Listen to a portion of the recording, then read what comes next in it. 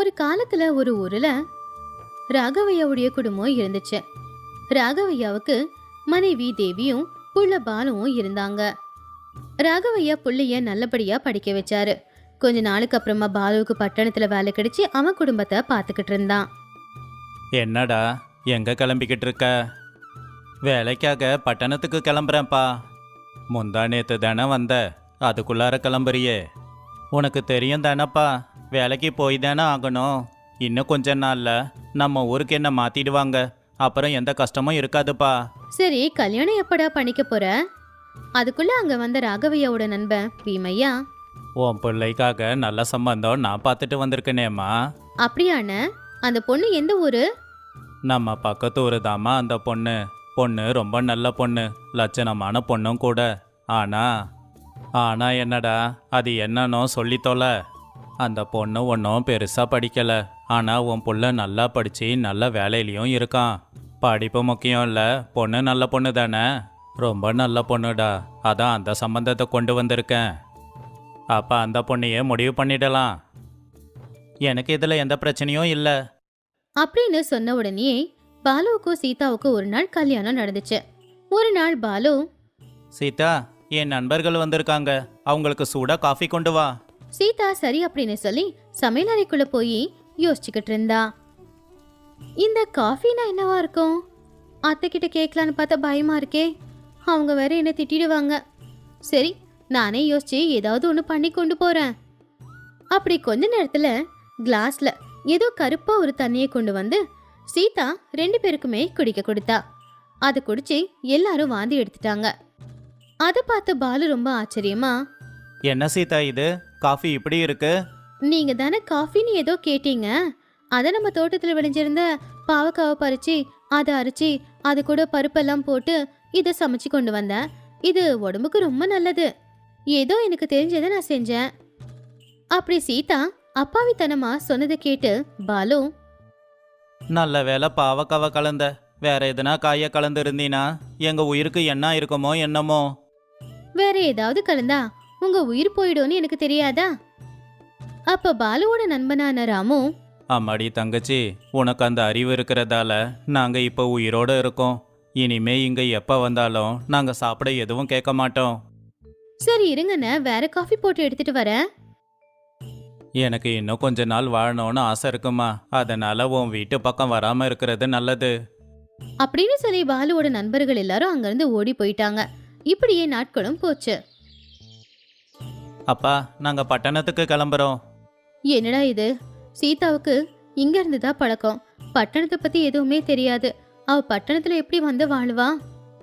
போக போக அவளே பழகிப்பாம்மா, வேற வழியும் இல்லைல்ல. அப்படி பாலு சீதா 2 பேரும் சேர்ந்து பட்டணத்துக்கு கிளம்புனாங்க. சீதா, கிளம்பலாமா? முதல்ல பொருள் எல்லாத்தையும் வண்டியில ஏத்துங்க. என்ன இது, பட்டணத்துக்கு போறதுக்கு இவ்வளோ பொருளா? உனக்கு என்ன அறிவு கெட்டு போச்சா? அப்படி என்னங்க இருக்கு? ஒரு ட்ரங்க் பெட்டி, ஒரு மெத்தையும் கட்டிலும், அப்படியும் ஒரு பீரோவும் இருக்கு. இதெல்லாம் பார்க்க எப்படி இருக்குது தெரியுதா? ஏதோ வியாபாரத்துக்கு போற மாதிரி இருக்கு. அங்க எல்லாமே இருக்கு, இதை கொண்டு போக வேண்டியதில்லை. சரி, அப்படின்னா இந்த ட்ரங்க் பெட்டி மட்டும் எடுத்துட்டு போயிடலாம். அதுக்கு பாலு சரி அப்படின்னு சொன்னா. மொத்தத்துல பாலு சீதா 2 பேரும் கிராமத்துல இருந்து பட்டணத்துக்கு கிளம்புனாங்க. அங்க பாலுவையும் சீதாவையும் பார்த்து பாலு வீட்டுக்கு பக்கத்துல இருக்கிற ராஜு மனைவியும் சிரிச்சாங்க. என்னடா இவ்வளோ பொருள் கொண்டு வந்திருக்க? உனக்கு இதுல இருந்து எதனா வேணுமாடா? அட சும்மா கிண்டலுக்கு சொன்னடா, ஏன் கோவப்படுற? அடுத்த நாள் சீதா கிட்ட லக்ஷ்மி, என்ன சீதா, வீட்டுக்கு முன்னாடி என்னமோ தெளிச்சுக்கிட்டு இருக்க? இது மாட்டு சாணம் கலந்த தண்ணி. மாட்டு சாணமா? அதை கூட வாசல்ல தெளிப்பாங்களா என்ன? பார்க்கறதுக்கு ரொம்ப அசிங்கமா இருக்குல்ல. அட, சாணி தெளிக்கிறத பத்தி நினைச்சு ஏன் கவலைப்படணும்? சாணி தெளிச்சோம்னா எந்த ஒரு பூச்சி போட்டும் வீட்டுக்குள்ள வராது. சாணி தெளிக்கிறத பத்தி உங்களுக்கு தெரியாதா என்ன? நீங்களும் சாணி தெளிச்சு பாருங்க வாசல்ல. அப்போ பூச்சி போட்டு எதுவுமே உங்க வீட்டுக்குள்ள வராது. அப்படியே அரிசி மாவுல கோலம் போடுறது அழகுக்கு மட்டும் இல்ல அப்படின்னு நிறைய பேர் நினைக்கிறாங்க. ஆனா அதுக்கு காரணம் இன்னொன்னு இருக்கு. என்ன காரணம் அது? இது தான தர்மம் பண்ற மாதிரி. சின்ன சின்ன பூச்சிங்க, எறும்புங்க, குருவிங்க எல்லாம் வந்து நம்ம அரிசி மாவுல கோலம் போட்டதுனால அந்த அரிசியை சாப்பிடும்ல. நீ கிராமத்து பொண்ணா இருந்தாலும் ரொம்ப புத்திசாலி பொண்ணுதான். உன்னை பார்த்து நிறைய விஷயம் கத்துக்கணும். சரி சரி, உங்ககிட்ட ஒன்று கேட்கலாமா? என்ன கேளு. ஆ, என் வீட்டுக்காரு தினமும் துணியை போய் இஸ்திரி பண்ணிட்டு வரேன்னு சொல்லி துணியை எடுத்துக்கிட்டு எங்கேயோ போறாரு. அவரு போகும்போது கலைஞ்சு இருந்துச்சு அந்த துணி. ஆனா திரும்ப வரும்போது ஒரு மடிப்பு கூட இல்லாம ரொம்ப நல்லபடியா வந்துச்சே. அது எப்படி வந்துச்சு?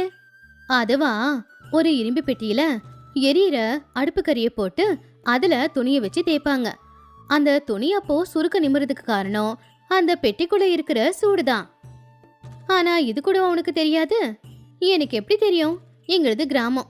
சரி, ஒன்று பண்ணலாம். எங்க கிராமத்து வழக்க பழக்கம் எல்லாம் நான் கத்து கொடுக்கறேன். இந்த பட்டணத்து பழக்க வழக்கம் என்ன நீ கத்துக்கொடு. சரி சீதா. ஆனா ஒண்ணு, வெளியில பணம் கொடுத்து இஸ்திரி பண்றதை விட வீட்ல பண்ணலாம்ல. அப்படி வீட்லயே பண்ணா பணம் மிச்சம்ல. உனக்கு தெரியுமா? கத்துக்கிறேன். 2வது நாள் பாலுவை பார்த்த லக்ஷ்மி, என்னங்கண்ண துணியெல்லாம் கிழிஞ்சு போயிருக்கு. என்ன பண்றது, சீதா பண்ண வேலையில என் சட்டை இப்படி ஆயிடுச்சு. என்னதாண்டா ஆச்சு? வெளியில இஸ்திரி பண்ண துணியை கொடுத்தா காசு செலவாகுதுன்னு எங்க வீட்டில் ஒரு ட்ரங்கு பெட்டி இருக்குல்ல, அதுக்குள்ள நெருப்பை போட்டு இப்படி பண்ணியிருக்கா. இஸ்திரி பண்ண சின்ன இரும்பு பெட்டியை வச்சுப்பாங்க, அவ்வளோ பெரிய ட்ரங்கு பெட்டியை யூஸ் பண்ணதால இப்படி ஆயிடுச்சு. என்ன பண்ண சொல்றீங்க? வீட்டுல வேற இரும்பு பெட்டி எதுவுமே இல்ல. உங்களுக்கு வேலைக்கு நேரமாகுது அப்படின்னு தேடிக்கிட்டு இருக்கும்போது என் ட்ரங்கு பெட்டி தான் என் பார்வையில பட்டுச்சு. சரி, அதான் இரும்பு பெட்டி இருக்கேன்னு அதுக்குள்ள நெருப்பு போட்டு தான் துணி மேல வச்சேன். நல்ல சுருக்கையெல்லாம் நிமிரணும்னு அதிக நேரம் வச்சேன். அது பார்த்தா சட்டைய எரிச்சு பிடிச்சு. பாலு சீதா பேசினதை கேட்டு ராஜுவும் லக்ஷ்மியும் சத்தமா சிரிச்சாங்க. சரி விடுமா, இது வெயில் காலம்ல, அந்த சட்டை அவனுக்கு நல்லா பயன்படும். குளு குளுன்னு காத்து வரும். அப்புறம் மழை காலத்துல கூட மழை வர்றத சுலபமா தெரிஞ்சுக்கலாம். ராஜு சொன்னதை கேட்டு எல்லாருமே சிரிச்சாங்க. சில நாட்களும் போச்சு. ஒரு நாள் பாலு கிட்ட ராஜு, என்னடா யோசிக்கிற? ஒன்றும் இல்லடா, சீதா பட்டணத்துக்கு வந்தோம், கிராமத்து பழக்க வழக்கங்களை மறக்கல. அவ செய்யறதெல்லாம் பார்த்து எனக்கு கஷ்டமா இருக்கு. என்ன பண்றதுன்னே புரியல.